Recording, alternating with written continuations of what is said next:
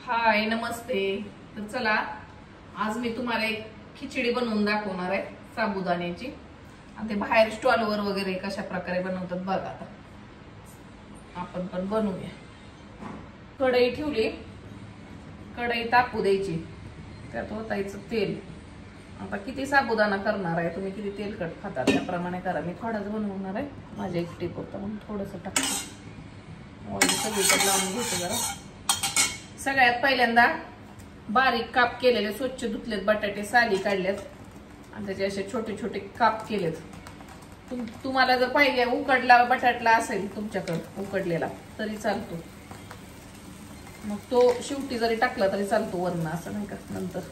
आता हा आपला कच्चा आहे पूर्ण, म्हणून मी ह्याला तळून घ्यायला। बघा आता छान बटाटा नाही का फ्राय करून घेतलाय मी। लगेच ह्यात मिरच्या टाकायच्या। हिरव्या मिरच्या तुम्हाला किती आवडतात त्याच्यावर टाका, मला जरा जास्त तिखट लागतं। ह्या मिरच्या आहेत ना बघा, एकदम कवळ्या कवळ्या, त्याला काही तिखटपणाच नाही, म्हणून मी थोड्याशा जास्त टाकते। ह्या पण थोड्याशा फ्राय करून घ्या। आता लगेच टाकायचा भिजवलेला साबुदाणा, चांगला भिजवून घ्यायचा, पूर्ण नाही टाकणार मी। आता आपल्याला मी एकटी किती जे खाणार आहे तेवढाच करणार आहे। एक तासभर भिजवायचा चांगला सुटसुटीत असा साबुदाणा। पाणी टाकायचं आणि आपला निथळून भात झाला।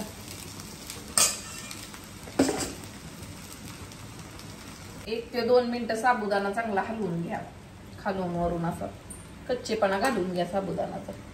नंतर टाकायचं शेंगदाण्याचा कूट, तसा पण करा, तुम्हाला बारीक जास्त पाहिजे असेल बारीक, आता उबड उबड करू शकता। आपलं साबुदाण्याचं प्रमाण किती आहे त्याप्रमाणे टाका, हलवून घ्या थोडं।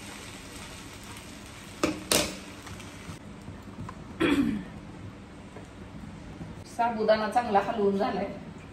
आता ह्यात टाकायचं थोडीशी चटणी, कारण मिरच्यांनी तरी पण तिखट होत नाही। थोडीशी चटणी लाल, वल्ल खोबरं, वल्ल किसून खोबरं टाकायचं, तुम्हाला किती आवडतं त्याप्रमाणे। गोड थोडीशी नाही का, थोडीशी साखर आणि चवीनुसार मीठ।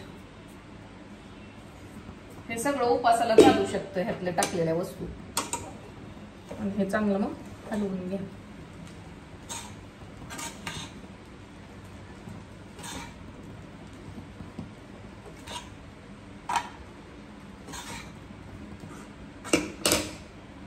बघू शकता आपली खिचडी रेडी झालेली।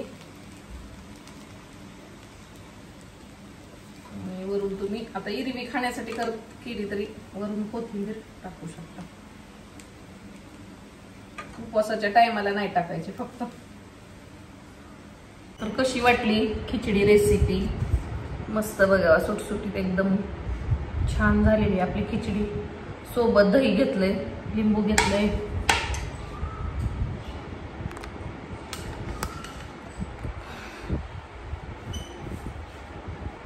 दही घेतलंय, लिंबू घेतलंय, आडवं पकडलंय ना दिसतंय। तर थोडं डाएट करते मी, जास्त चपाती वगैरे खात नाही, असेच लाईटली पदार्थ करून खाते मी।